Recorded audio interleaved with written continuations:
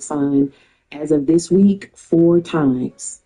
And all 4 times, his blood work, the toxicology report confirmed that it was only THC in his system. Even while I'm having friends and loved ones, it can't just be marijuana. It has to be something else. Maybe it was lace. Even when he was at the hospital, they said we want to rule out to be sure that there isn't any synthetic in his system. He may have gotten a hold of, synthetic, any kind of drug. And there's just all kind of things going through my mind. Everything but marijuana. And again and again and again this past week, his blood report, when he is in psychosis, doctors have confirmed that it's only THC in his system.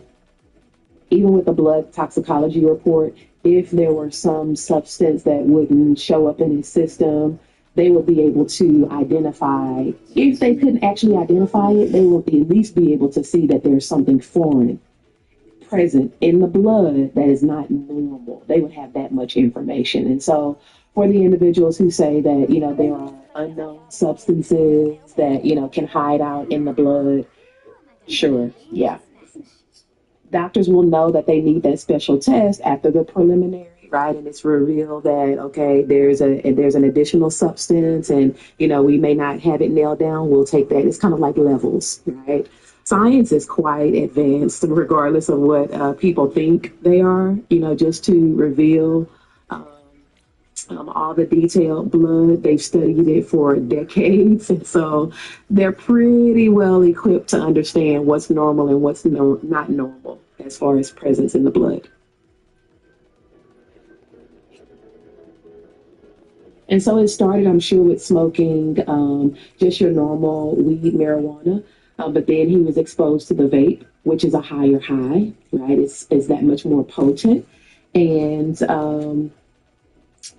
with that, again, this stuff in the vape, it's been studied and shown that it can be 400 times or even more stronger than one joint. Right, so in your vape, you're getting 400 joints, 600, 700, even now 800 with the different types of vape marijuana that they're creating, times that potent. And I've learned from the psychiatrist who was in the psych ward, he taught me so much about how marijuana, the THC, how it connects to your fatty tissues. And most of our fatty tissues are in our brain. So you have the compound effect the THC molecules attaching to the brain, and you get to the point to where certain receptors are blocked. And that's where you become out of touch with reality. And so when he's experiencing psychosis, there's a bit of truth and reality mixed with hallucinations. And so many times, if you don't know the person, you would think, oh, they're a little weird, but you wouldn't think much of it. But this past week, his psychosis got to the point to where he was biting nurses. They did have to sedate him. And so his first overdose was very bad. And this overdose, this is his fourth. In a psychiatric hospital, this has been the second worst. Just to think about the difference. What's up, guys? It's me again today, and we're talking about a platform that I just can't get enough of lately. It's called PlayHop, and this thing is a total game changer. All you need is a browser to jump in, no downloads, no installs, just a permanent home base for you and your whole crew with more than 20,000 free games. And look, if you don't know what to play, don't even stress. There's something for everyone. Simulators, puzzles, arcades, sports. Here's where it gets extra awesome and a little sweaty. The PvP battles. This is where you actually... And who he is before, vibrant young man who at 16, at 14, at 13, he was holding sensible conversations and liked everywhere he went. He was a role model in the school. He was an ambassador, voted an ambassador by principals, assistant principals, and counselors in middle school and high school. He was on his principal's advisory board. The principal had parents advise him on different rules and procedures or testing. And the principal also had a student advisory board, and my son was one of them. He was an exceptional kid. Teachers knew that they could rely on him. He was a leader wherever he went, and he was just likable. I would laugh sometimes growing up, hearing him on the phone, counseling his peers, talking to them about their problems. And it was just the sweetest thing. It was the sweetest thing. And sometimes it would be him. I would catch him using some of my words that I shared with him, some of my wisdom. It's like, you were listening, even though you pretended you weren't. And he went from that. We were very close, very close. Went from that to where, it's your closest loved ones that get the brunt of it, right? And so I was getting the brunt of the hate. He was telling me that I was trying to control him and I was manipulative and just everything being spewed at me. Over the years, last year, it began to get a little bit more physical when he would get upset about simple things. He wasn't working because mentally the brain is slowly limping back to normalcy after he went from walking the streets, wearing the same clothes for 7 days straight, extreme body odor. Right? And so drastic differences that I'm seeing in my son that I had never seen before. Even today, it just grieves me. It grieves me today. I'm concerned about his potential to be such a great contributor to, impact the people around him, whether it was through business, whether it was through sports. He was an athlete. And because of THC and because of the overdose and because of his mental and cognitive ability, he did have to take a medical withdrawal. He lost his scholarship for school, not once at his first school. Through his relationships, he was connected with another school, got another scholarship, and it happened again. Overdose in the hospital, lost his scholarship. The best way I can explain it is it's almost emotional turmoil.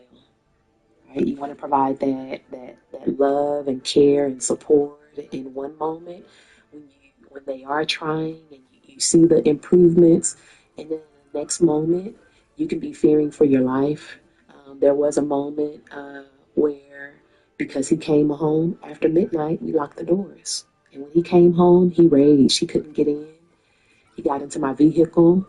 He tore up my vehicle, tore off the rear view mirror. He tore off the just different things. He tried to damage it as much as possible, and he blew the horn in the middle of the night for 2 hours. Neighbors, how embarrassing hearing this, not knowing what's going on.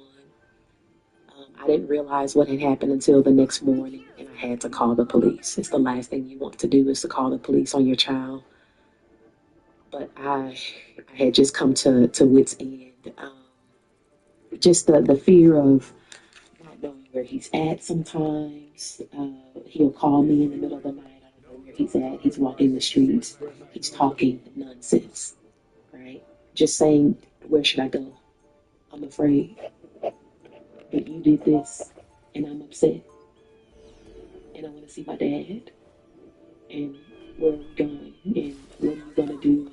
And I'm just rambling on the phone, and you don't know where he is. And so the emotional turmoil, again, as a parent, wanting to provide the love, care, and support, and sometimes being fearful for my own safety. I have younger children as well, fearful for their safety, fearful for his safety.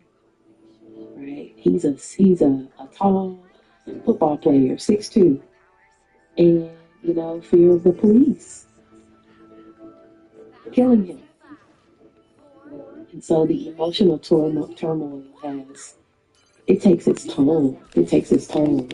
Even right now, as I speak, he's in a psychiatric ward. Um, there's, just situations that arise and you can just become almost emotionally numb. You just kind of freeze. You don't know what your next step should be. You're not thinking totally rational. I just, I have to really rely on my husband during these times because I can't think straight.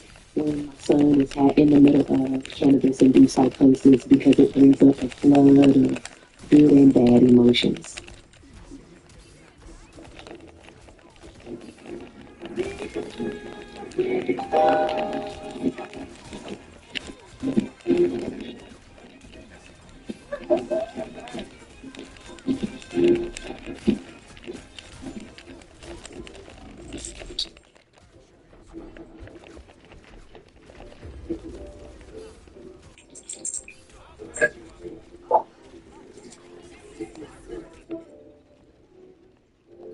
After the first experience, I'm a researcher. I've always been, no matter what it is. So just researching online, I did run across Every Brain Matters as an organization, and I would watch videos. And when my son was in the home, I would turn up the videos a little bit so he could hear from others who had recovered from cannabis-induced psychosis. I was learning from mothers, parents, medical professionals, and so I've learned just so much. In the beginning, you're at a loss, just because of again everything that I knew about cannabis, right? Everything individuals listening to this, everything you know about cannabis, marijuana. You're in a situation that it contradicts, completely contradicts. Right? So it flips your world upside down, and you're learning the possibilities. You're learning about psychosis. You're learning about paranoia. You're learning about the brain and the trauma that it experiences, what that recovery process will be like, right? Um, and the support that individuals need. So I have learned um, about medicine, different medications that can work well depending upon um, your blood type, because individuals are different. I've learned how to navigate the medical industry. That is something that is very difficult when you're dealing with any type of mental disorder. You have to advocate. You have to know how to press for information and ask for information. You have to know how to look for certain services and know when those services are not present. And so there's so many big things to just learn. Also, how to care for yourself. Right? We hear that. I have had so much resistance. Again, as a mother, experiencing this is last year in 2024. I was in the hospital. Um, a police officer had picked up my son because he was jumping on top of a never vehicle stopped the vehicle the and whole opening time. doors in the middle of psychosis. Um, the officers realized once they had him into custody that, okay, he's not mentally right. And my son, even when he's not mentally stable, he knows to give them, somehow, he knows to give them my name. Thank the Lord. But the officer called me. He said, "Ma'am, we're taking him to a local hospital." When I showed up, I was there talking to the doctor, and I was explaining to the doctor about his history. That doctor looked me in my eye. He said, "Ma'am, I'm a narcotics specialist, doctor, something, something, long title." And he said, "Ma'am, this behavior that we're seeing is not from marijuana." Right? We're going to run his blood work, and we're going to send his paperwork to the judge to involuntarily admit him into the psychiatric ward. And he was just so condescending towards me. A doctor, a professional, very trained, right? And they have no clue that cannabis can cause what they're seeing many times. That was because they were going to involuntarily admit him into the hospital. I was actually happy about that. Okay, get him into the hospital, get him into a program, give him the help that he needs. This hospital, once they saw that it was only THC in his system, they discharged him the next morning. So hopeful and then thoroughly disappointed. Oh, I tried to get after him and he knew I did. Of course, he's dodging me, using his nurses as a shield. I was never able to talk to him after that. Oh, I wanted to pin him in a corner and educate him on a thing or two. Right? Exactly what you told me it was not. It came out that exactly it is. right? And he saw the behavior from my son, right? Not in his right mind, psychosis, paranoia, right? And you see that it's only THC in his system. And so just understanding the marijuana that we all grew up with, the plant, in its natural form is totally different from these products that are being sold in stores, that are being manufactured in labs. Right? They're being manufactured in labs, not in America, in the other countries. And there are, in addition to the THC levels are just off the chart. Nothing our brains and our bodies was ever designed to handle, right? And so when it comes to individuals who are, pro marijuana, when we're talking about the natural plant, that's something totally different. But when we're talking about these products that are being sold in stores, that's what we are after, and that's what should not be sold in stores, period.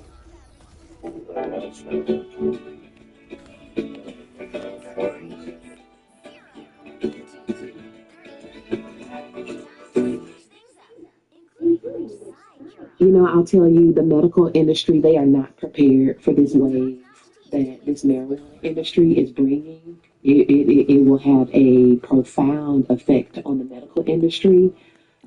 I have had experiences in different states, in different hospitals, and there is no one experience that is the same. When it comes to the professionals, when it comes to their education that they provide for you, um, some hospitals have just provided him information on managing stress and anxiety. How helpful is that? Not very helpful, right? The first hospital was the most helpful. Just, the education, cannabis induced psychosis. I got that verbiage from that hospital that actually knew what this issue was that he was dealing with that caused his psychosis, that causes paranoia. They talked about the recovery process. They talked about, it takes a while for the THC molecules to process in the body and be released from the brain, months, which is why they recommended his medical discharge from school. Slow to think, right? Within that next month, asking him a simple question. What did you do with your cell phone? Where's your bag? I, I couldn't just slow response with the normal sharpness that an individual. My son, he was an engineering major. Sharp, witty, giving sound, wise advice to friends, and going to a state of being slow to respond, not thinking clearly. And so, unfortunately, because the medical industry is not very well equipped to handle this, so many professionals are not educated on cannabis-induced psychosis and THC and its effects on the brain. There's bad information many times that they're giving families, and they will discharge them from the hospital and not give families any resources. So, for individuals who are watching, videos like this, educating themselves is so key.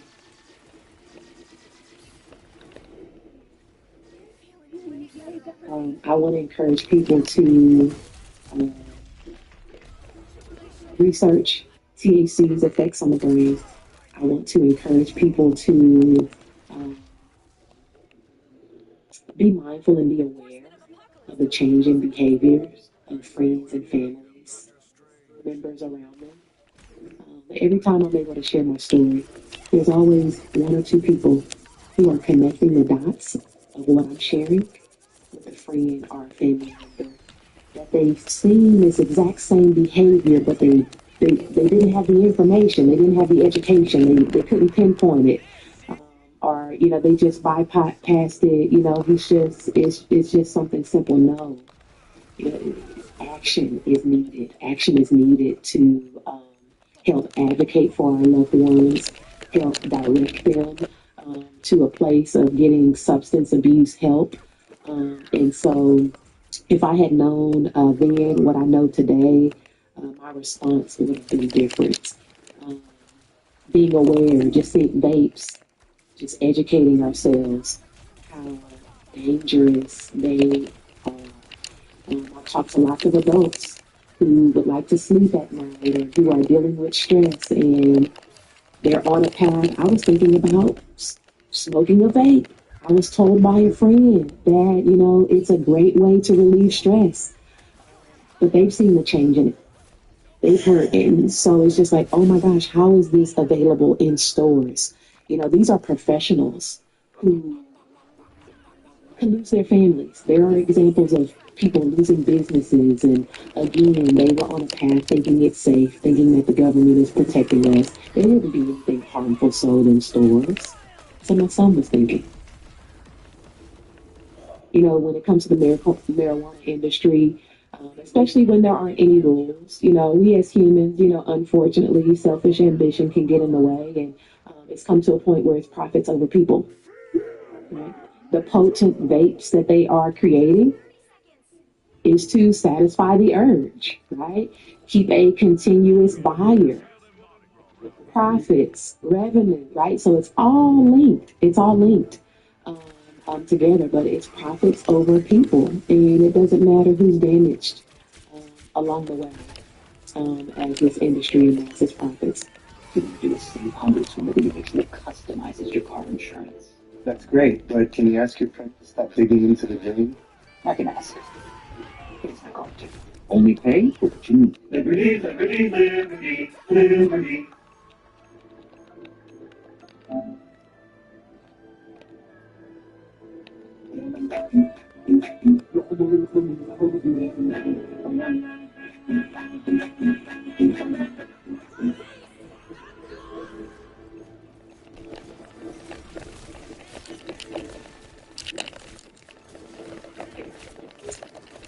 I'm a firm believer if you see something that's not right, you say something. And so that is a stance. That's my way of, I'm in a situation with my son where, he's an adult. I have very little control. I feel hopeless sometimes. I can't give him the help that he needs. And this is my way of doing something and helping in some way and preventing another family from experiencing what I've experienced. This is my way of doing that by taking action. That's the type of person I am. I know there are some individuals who experiencing what I've experienced, it can take the breath out of you, right? And you're head down deep into your own situation, trying to find a resource, trying to find an answer. And so I'm doing this also for the parents who don't have the strength to speak out.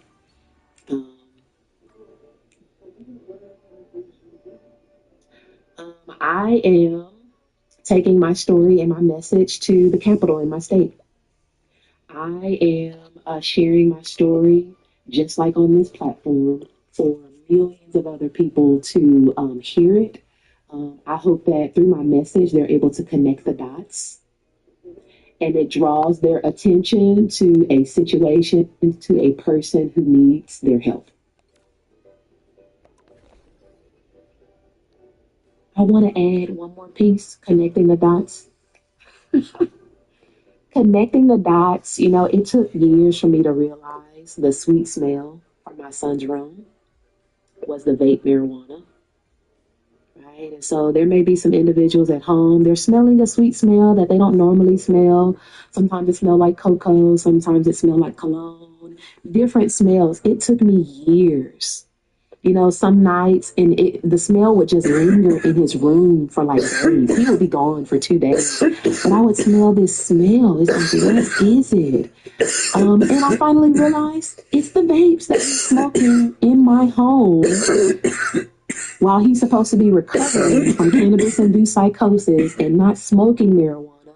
But when I smell that smell, it always confirmed why his behavior when he was on a good path towards improving his aggression, his paranoia, and just different scenarios that he would start to talk about, again, connecting the dots. And so his change in behavior would would always smell the smell of vape marijuana in his room, and he would find ways. He would have friends deliver it to him even when he wasn't supposed to leave the house, connecting the dots.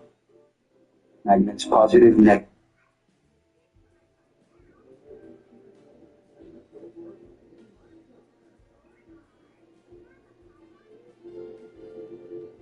In his room, and he would find ways. He would have friends deliver it to him even when he wasn't supposed to leave the house. Connecting the dots is key.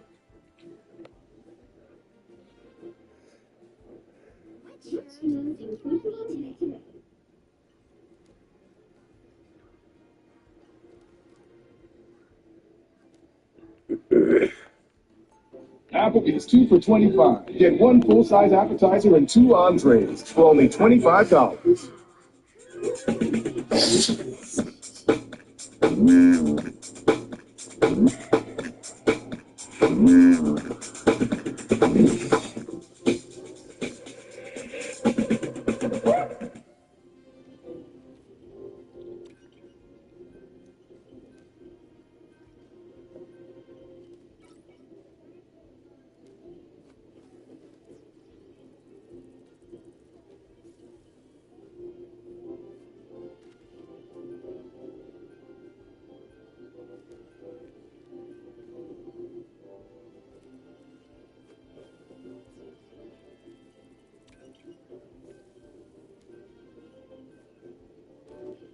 July 4th, I was born. And I came into the world, a bunch of fireworks and glam to a beautiful mother and father. And that was in Tallahassee, Florida. And lived in Florida for about 11 years. And then we left, went to Texas. Or I think it was a total maybe 6 or 7 years. And then for my senior year in high school, we transferred went to Colorado, and I transferred to Sierra High School. And I graduated, and after that, I think about maybe a couple months of my graduation, went to the military, and spent about 12 years as a hospital corpsman in the United States Navy. And then after that, it's kind of where this story picks up, is as I was leaving, the military, we went back to Colorado, and it's really where the story picks up. So it was January, I think 21st, 22nd, somewhere around that timeline. We're coming back from a birthday party. One of Eva's cousins. We were at a birthday party at some type of roller rink. And we got back, and we just kind of, after the whole shindig, we kind of wanted to relax and chill out. And he suggested, maybe, smoke a little bit of marijuana, especially since we're out the military now. Why not try this magic substance as everybody's talking about? And one thing that's kind of prevalent, in the military, is everybody wanting to get out and experience marijuana. It's a little bit, the culture around it is safer than alcohol, especially in sailors, and so we're like, okay, start to, we kind of want to transition towards that. So on our way back, we went to a marijuana shop, biggest local in the state of Colorado. It's Native Roots. I went in and I asked them if I could get some weed that will help us chill out. I wasn't very familiar with the different kinds of weed. when I was younger, weed was just weed. And so, you know, as an adult, we're out of the Navy and we just moved back to Colorado where our family is. And I went into the shop and I asked, I just want something to let us chill out. And they said indica is going to be the strain, I think is how it goes. They said indica would be the move. And so I said, okay. And I bought some. Then we came back home and we sparked up. And I don't have a huge background in marijuana. Tried it a couple times when I was younger, but it just, I didn't feel it just like it I didn't see the real hype. But, you know, especially during the military, everybody's hyping up, was so great, you know. It's better than beer, it's better than tequila. It's like, well, you know, let's try this. The substance. So after we spark up, What's up, guys? It's me again today, and we're talking about a platform that I just can't get enough of lately. It's called Really PlayHop. spark up. You don't even smoke on I'm them to be thinking, having nicknames. my fiance, you know, she smokes first, and we use a bong, and then I take a hit from the bong, and then the first 5 minutes, it was fine. We weren't down there for more than like 5 minutes or so. We came upstairs and our stairs went right up to the kitchen, and he told me that he wasn't feeling well. And he gave me a weird look. And I was like, what are you talking about? Like, you're fine. And I thought he was joking with me.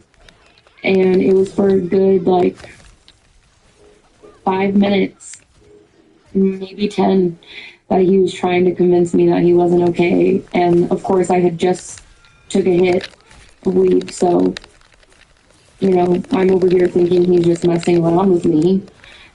But in that basement for 5 minutes, I was like, this is okay. I get it. You know, I understand what people are talking about. This is so great. And then a voice, something in my head said, if this is hell, then I'm okay with it. This is fine. And then immediately switch. All of a sudden, I start to get very disoriented. And we're in this basement. It's not unfinished basement. And everything just started to, it felt like it had more of like a gravitas to it. It's just, I felt very, very weighted down. And slowly, I was realizing that I'm losing a sense of reality, that the barrier for our consciousness, I felt like the seams of it was starting to slip away. And my consciousness started to drift into the imagination. And for my imagination, for whatever reason, especially on marijuana, it was utterly dark, disturbing, and it brought up all of my past experiences to the forefront. And poor Eva, she had no idea, you know, in the very beginning. I thought he was joking, and he said, no, really, like, something's wrong. I don't feel well. And so I thought, okay, well, maybe he's greening out. Maybe the weed was like too much for him. Maybe it was a little bit too big of a hit. And so I was like, okay, well, you know, drink some water and we'll just wait it out. You know, this is after 5 minutes and I'm still in the basement and I'm having a serious, I feel my world starting to separate. And so as we walk up the stairs, it felt like each step felt I was losing more and more of my sense on reality.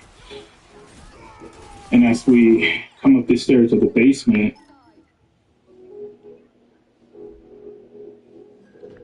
all hell broke loose. From then on, I kept falling into almost like a hypnotic, repetitive state. I would find, or he would find me doing circles in the kitchen or marching around, singing cadence. He started walking around, and I just was like, maybe he just, it's kind of, maybe he's just super high. And he was walking around, and then he started kind of marching. Kind of, I couldn't take him seriously. I thought he was messing with me for a good while. And he was marching around, and then he started singing cadence that I haven't heard before. And I thought it was just kind of weird. And I was like, okay. Like, are you all right? And it's like he doesn't hear me at all. Like, he's not even acknowledging me. The longer the night went on, the further I really started to separate from reality to the point I couldn't distinguish it. And what I felt, it was so dark and malevolent that I truly thought I was in hell, like the blackest pit of hell. I was reliving all my past experiences, but even the ones when I was on deployment. And as a a corpsman, you see all kinds of patients and grotesque things, and that was definitely on my the forefront of my mind, and I was seeing it in the dining room table or in the living room. It's just replaying these things, and it kept getting tougher. It was just odd. Like, he's never acted like this before. And then he started raising his voice, kind of speaking like he was being really stern with someone. And then he finally started answering questions. And I was like, are you all right? And he's like, no. And that shocked me because he was...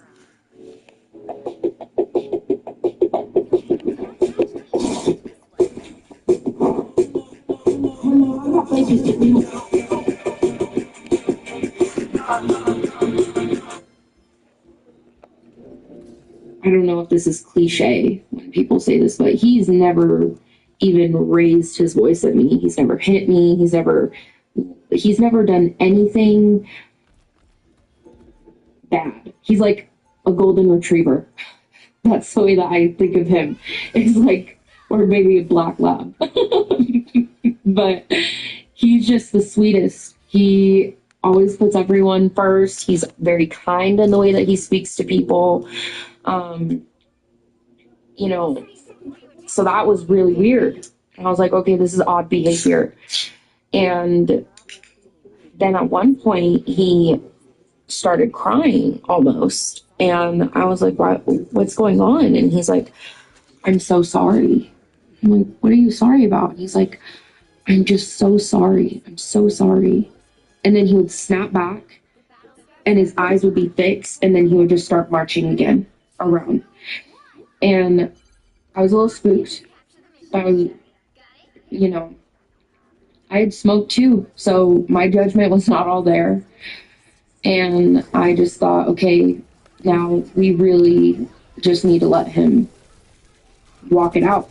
Nothing was working. It was at a point, I got in a car crash in like 2015 or something, and I was reliving it. I felt like my bones were popping out. I felt the steering wheel hit my chest, and I couldn't tell, like, what frame of reference, what time it was in, what space, what year is. I had like zero like frame of reference, and I don't know when this part occurred, like how far I was in. And mind you, I only took one hit.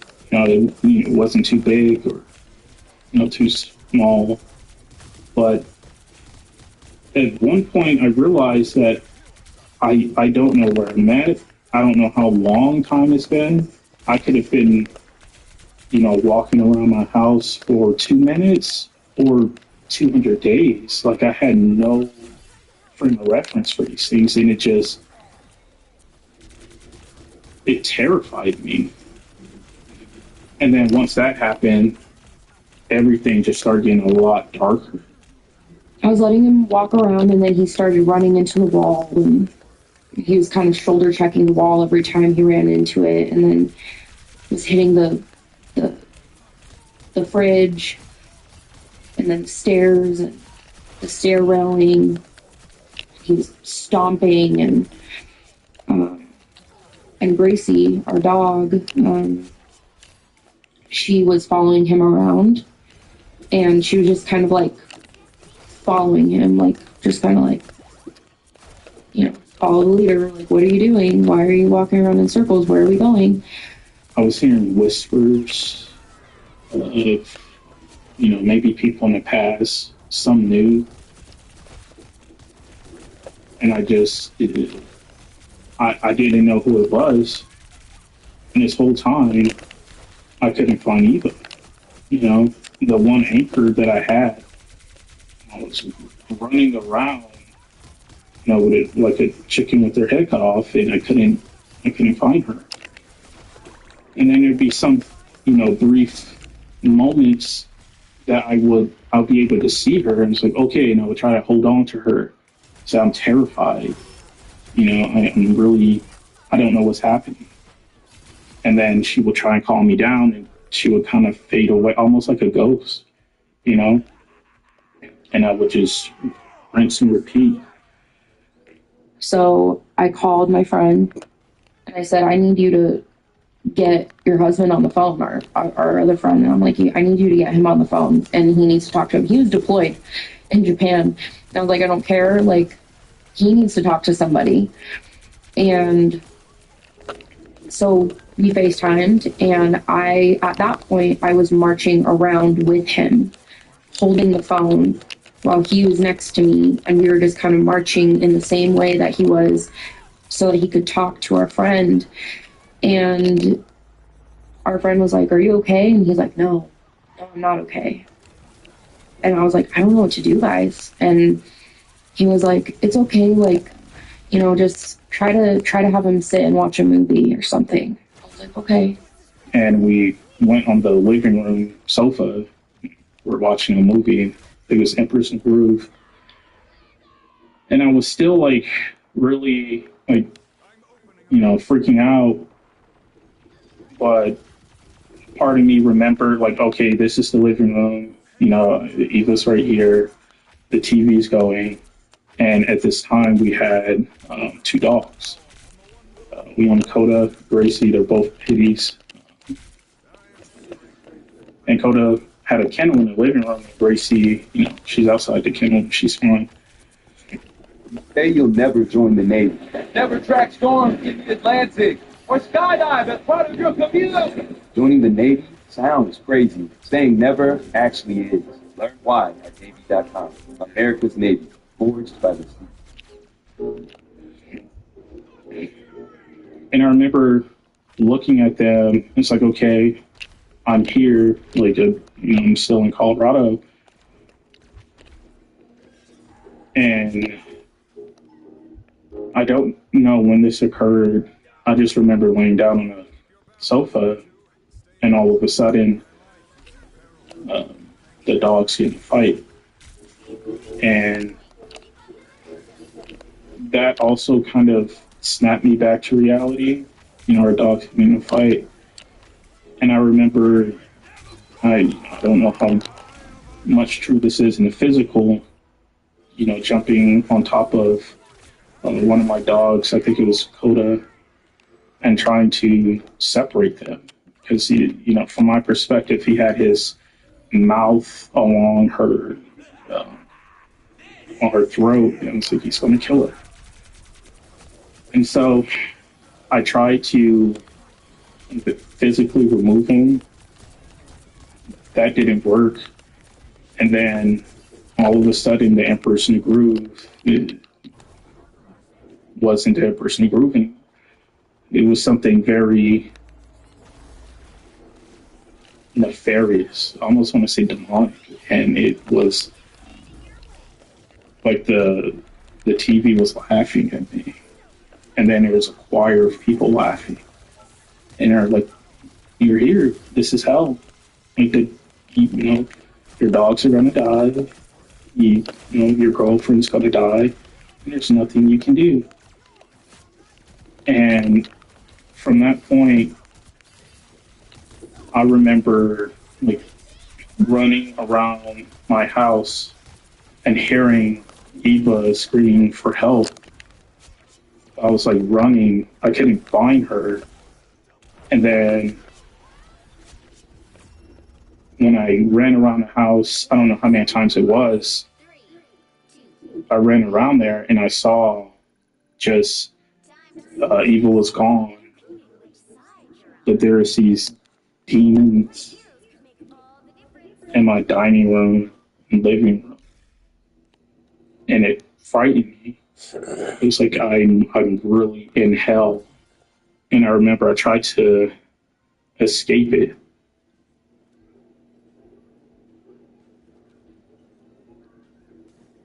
He started walking around like the dining room table, and he was like being really like kind of hostile, and he was looking at me like really weird, like kind of like he didn't know why I was there. Kind of confused in a way, but also kind of angry. I remember he was walking and like he looked at me, and it's like the best way I could describe it is it's like what they have like in the movies or like in like interviews of like demonic possessions where they say like their face didn't look like their face. And Javante's face did not look like his face. It was like it was morphed. It was a face I just have never seen from him before. It was like anger and like rage, but also like confusion and sadness, and I didn't know what to make of it. I remember running upstairs, and I just kept hearing laughter and just cackling. And in one of our spare bedrooms, I felt like when I went in there, all of everything that I've done, horrible or even witnessed, it just all rushed and hit me. And I replayed all of my worst experiences in that room again. But this time it was a choir of laughter, laughing at everything I did wrong or every mistake. And I eventually left there. I ran into the bathroom and I seen a mirror, and I remember hitting it, grabbing a piece of glass that fell and tried to, slit my own throat. And then I look in the mirror and it's just me laughing at me, and there's nothing in my hand. And then I ran downstairs. But when I ran downstairs, it was like the darkness started to like come away, but it crept. It was still in like this like confined boundary. On the under $3 menu at McDonald's, a McChicken is $1.50. Because when you're craving a McChicken, you deserve a McChicken. And now, that McChicken, it's just limited time only. Prices and participation may vary. Prices may be higher. Delivery. But something was different. I realized like I could smell. And as I said before, as a corpsman, we see a lot of grotesque stuff, and very familiar with the smell of blood. And I just smell it. It's just like copper, just a very, like it's like blood. And then I looked at the TV, and they're like, "You did it. There's nobody left. They're all dead." And I was like, "What?" And I'm stalking. It's like, they're dead. I killed them all. And I lost it. And I look in the corner, and there's this this creature almost from like H.P. Lovecraft. It was devouring something. And I could just hear it's like a gnashing of teeth and just bones and whining and crying. And I'm like, this is like, you're next. It's like the only way to escape. Fucking.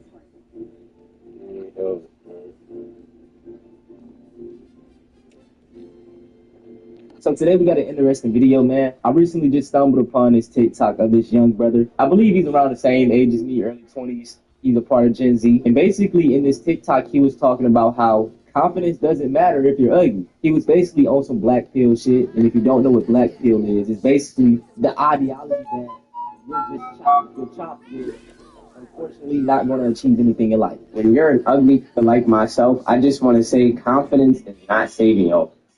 Don't let these mother try to tell you that all you got to do is be confident. Don't be delusional.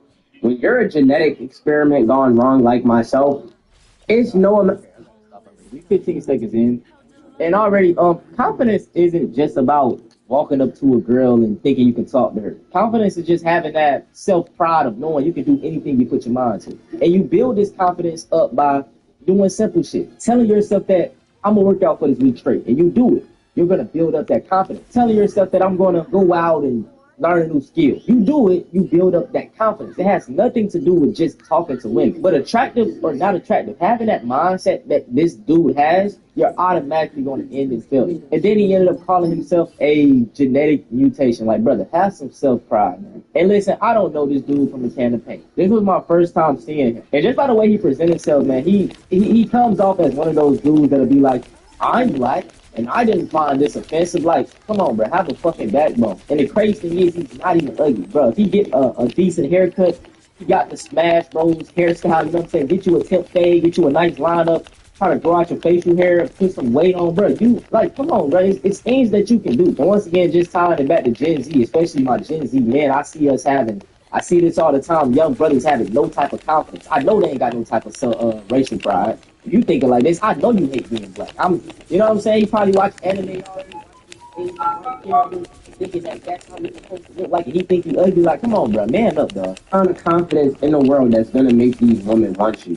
And women will sit here and say, oh, it's about confidence. Why do women date niggas who are attractive, who aren't confident? Do you know how much niggas... First of all, bro, y'all gotta stop having, like, they got this on, what is it called?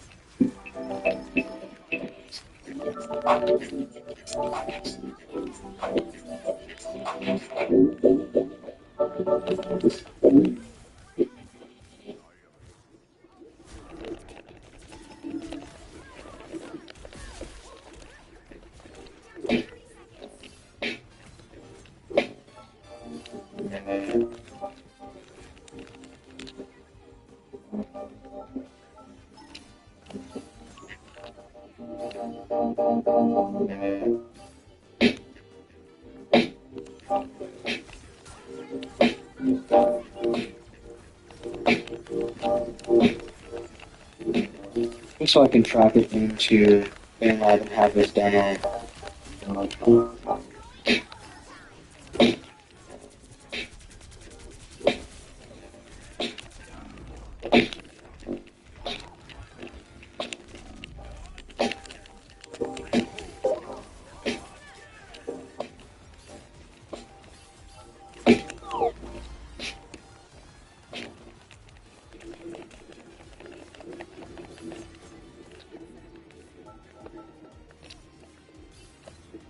what is called? They think like girls and women are obligated to talk to y'all. Nobody is obligated to do anything. But too, bro, if you go out in public, man, mall, go to the store, there are some fucking beautiful women with what a lot of people would consider ugly men.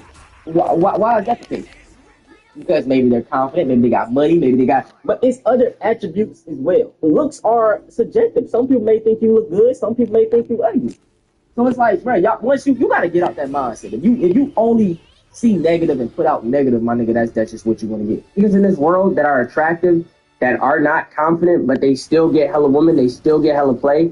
It's because it's about their look. It all comes down to looks. It's the same way they try to say, oh, it's about personality, but we all know that's bullshit. Because look at how much attractive niggas there is out there who have terrible fucking personalities. They're literally pieces of shit, but they can still get all the women. And I be understanding what a lot of women be talking about, bro. It be like, they be like the good guys. Oh, I'm a good guy, but you like the bad. Y'all know I can't explain it, but a lot of women talk about that. Like they try to use, oh, I'm a good guy or he's a good guy type of mindset, and it just comes off as like you not really even a genuine good guy. It's just weird, bro. I don't know, man. This mindset is very sad, bro.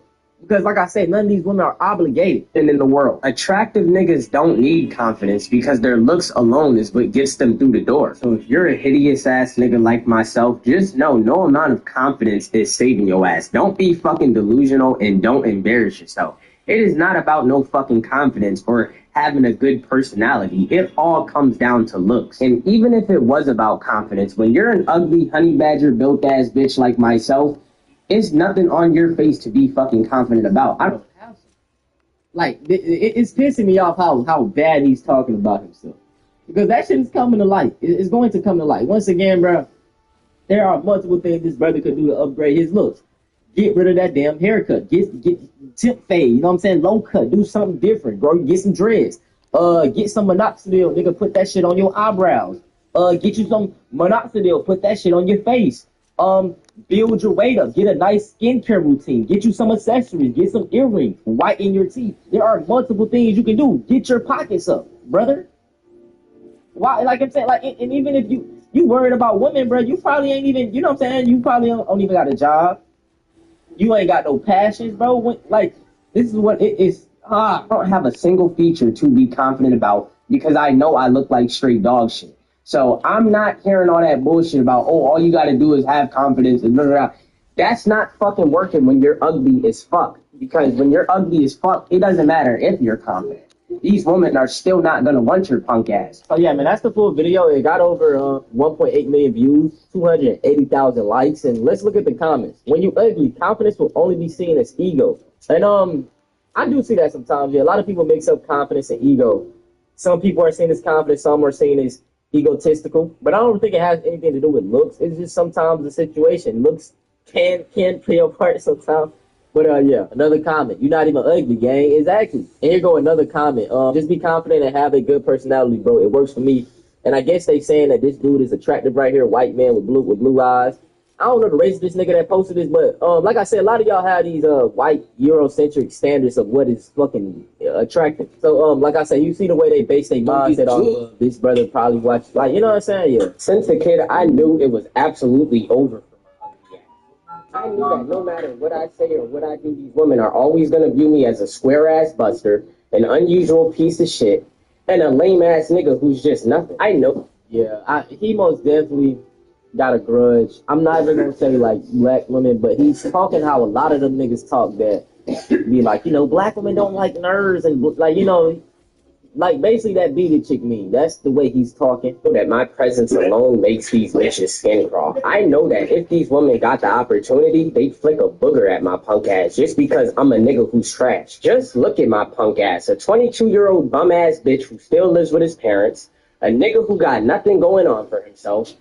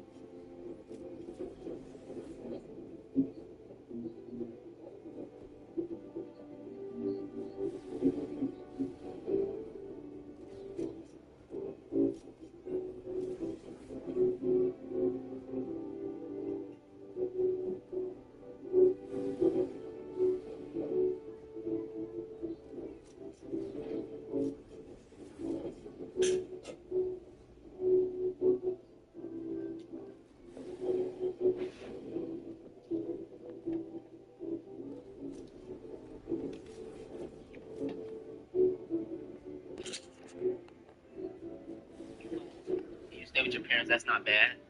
Honestly, you can use that to build yourself up. Find you a job, get a warehouse job overnight, build your bread up. On your free time, do something that you really want to do. Like, bro, y'all should think about it, bro. And you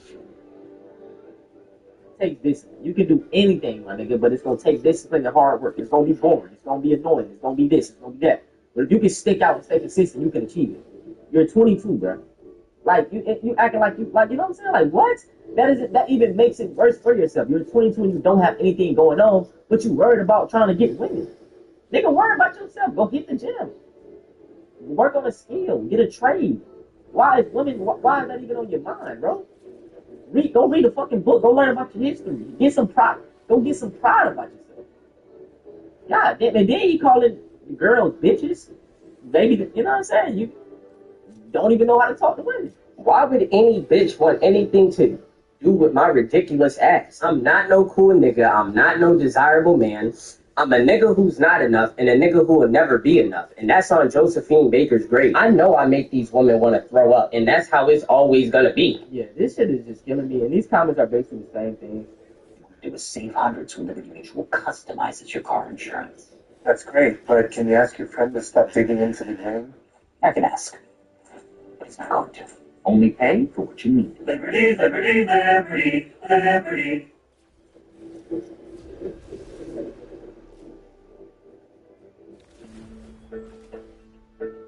Neural Rehab is a department here at FHU Health that is specialized in being able to analyze and treat the human brain. We offer neuro to our patients to help them to rehabilitate it, basically. Think of it as kind of like physical therapy for the brain.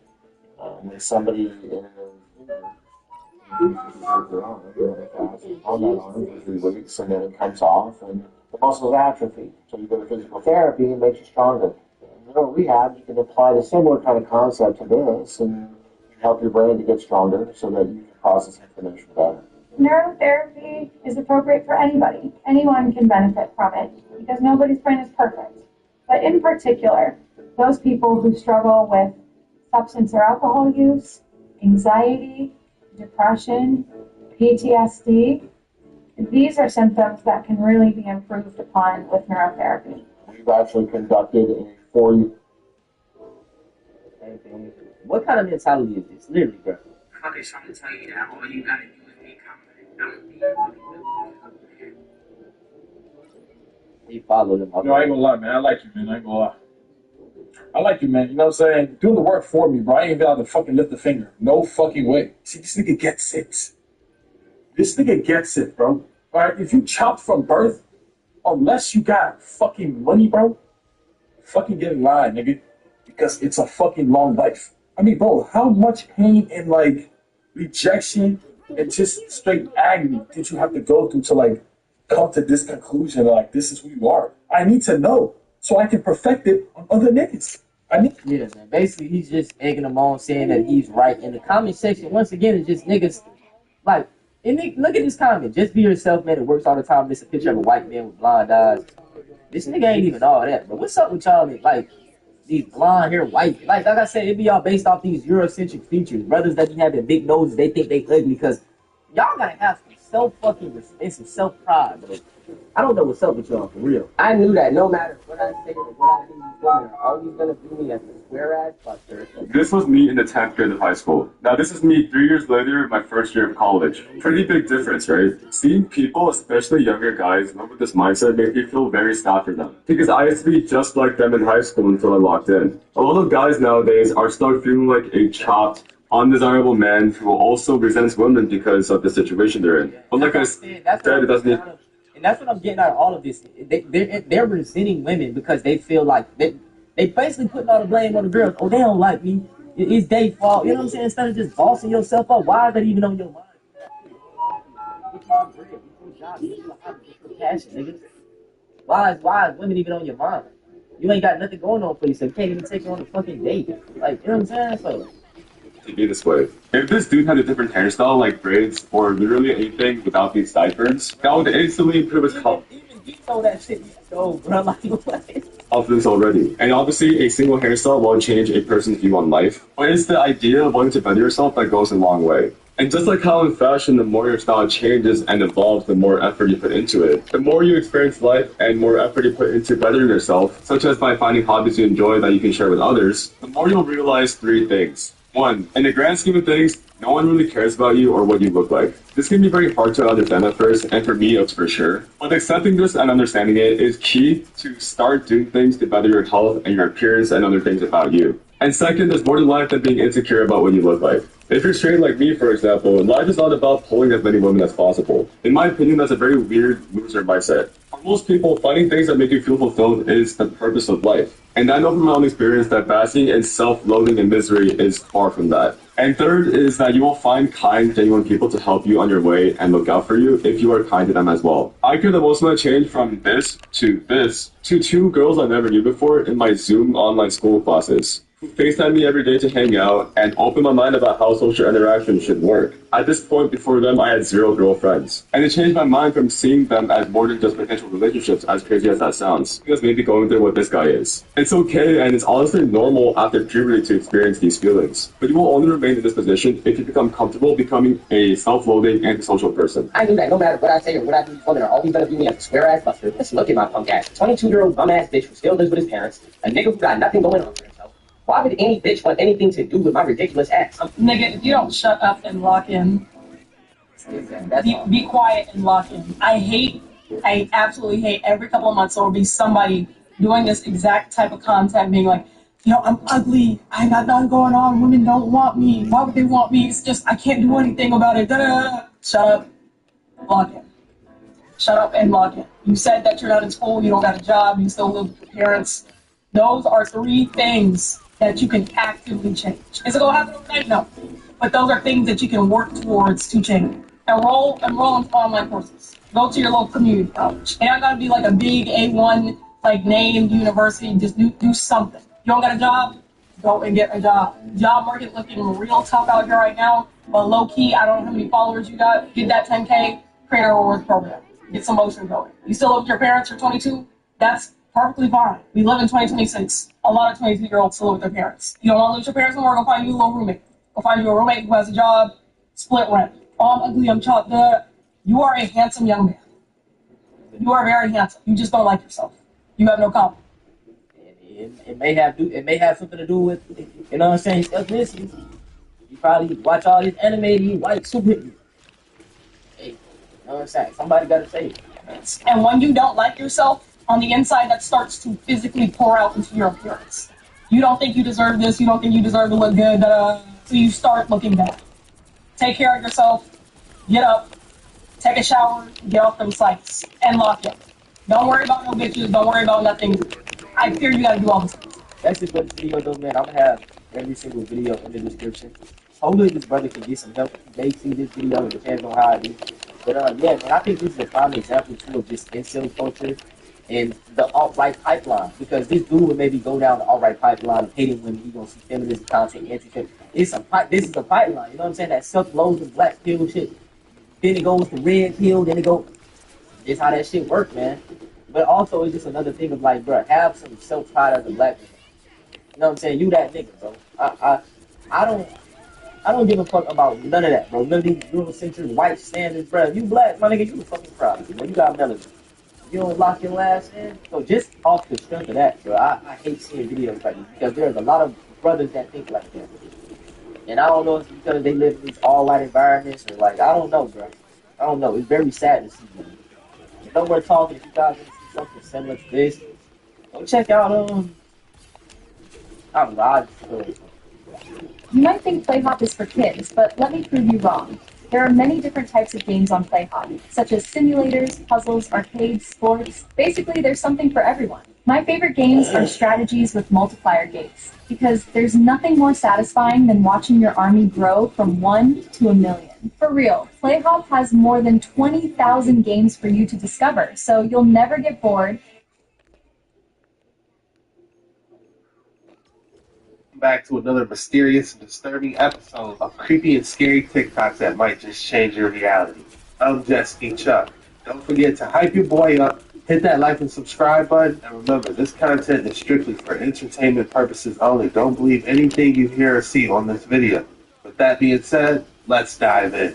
Oh my goodness, this woman took a baseball away from the kid. Oh, we just got through with the tennis CEO. Don't they know we got 4K 1000 Zoom now? So this is the Marlins Phillies game last night. Harrison Bader hits a home run. The dad sees it, grabs the baseball, walks over, gives it to his son. We later find out it's his son's birthday. He's so happy. This woman comes over like a crazy person and is demanding the ball back. They caught her audio on video that someone was saying behind them, and she was like, "You stole it from me. I had it first."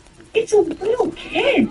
So dad goes, "You know what? Fine. Take it. Get out of my face. Just go." This clip makes me sick. Like hugging his son and she's poking him. Shout out to Marlins. They see this clip. They give the kids some swag and some merch and like a little goodie bag. It was so cute. This woman comes over. She's like, "That was not right. We just wanted to offer you something." Like 10 out of 10 class. And then the Phillies, because they're Phillies and Harrison Bader is the best, brings this kid and his whole family, signs a baseball bat for him, signs a ball. I mean, that's a pretty good birthday. I mean, I get more stuff and I get to meet Harrison Bader, but like genuinely, what is wrong with you? I'm sorry. I don't know if I'm so far removed from the fandom at this point because it's my job. It isn't baseball. It is literally a baseball, and you're going to pry it out of the kid's hands? No. Diabolical.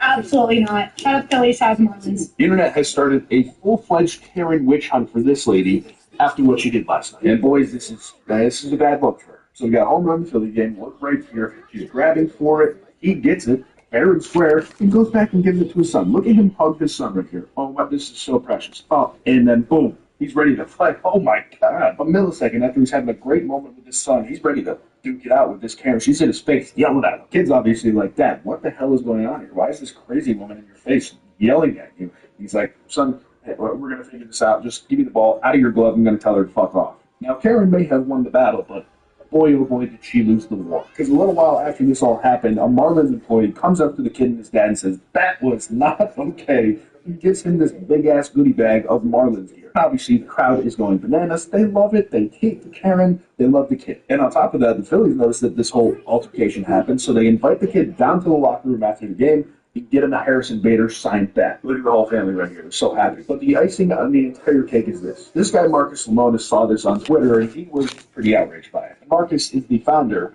of Camping World. So Marcus says, "I'll send this young man and his family to the MLB World Series on me. And oh, you just won an RV as well. Hashtag Dad of the Year wins that one." So I guess this Karen stealing the kid's ball was actually the best thing that could have ever happened to him. But if I were Karen here and I saw that this dad was giving the ball to his kid, I would have just let it be. It's not that deep. That's like the golden rule of baseball. The internet has started a full-fledged... Damn, they gave him a RV and world-class ticket? She can have that ball. That's what's up. I'm happy for him. But an RV? That is amazing. Fast, dodge smart, and survive crazy ragdoll duels against relentless enemies. Each victory makes you stronger and closer to glory. Play anywhere, anytime, and show who rules the arena. Play now on playgama.com.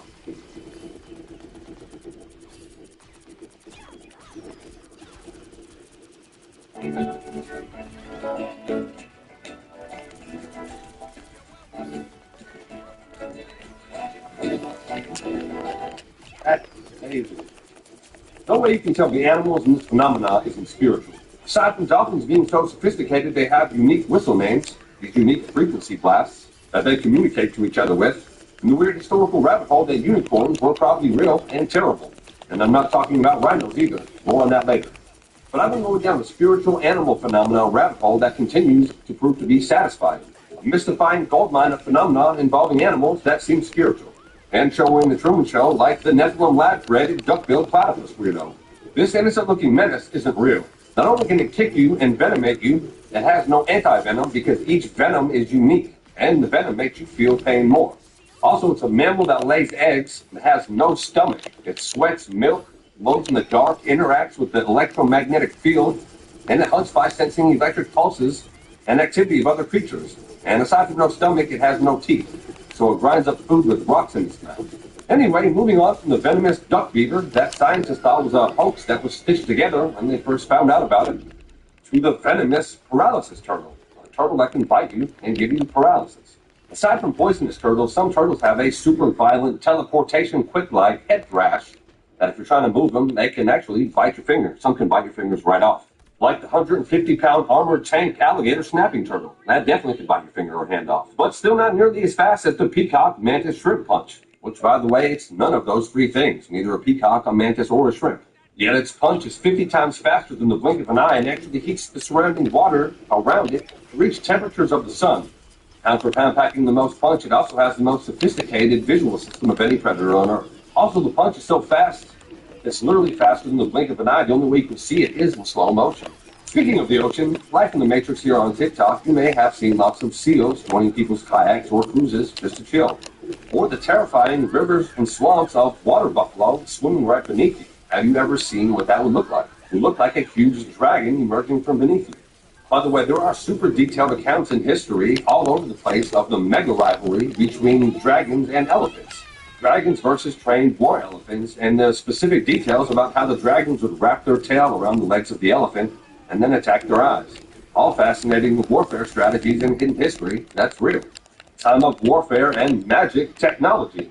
How about animal mind control wizards of the past by using frequency technologies, like the story of the Pied Piper? Royal bloodline knowledge, specific frequencies and tones that he could play and control the minds of the mice. Or people.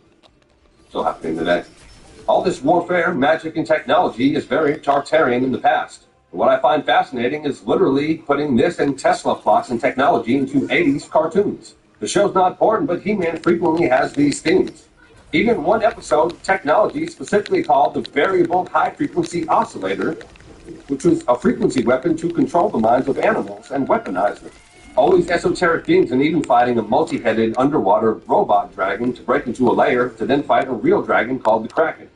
Guarding the secret places, the sword that connects to the ether, the whole ether world, the Knights Templar logo cross, and also mermen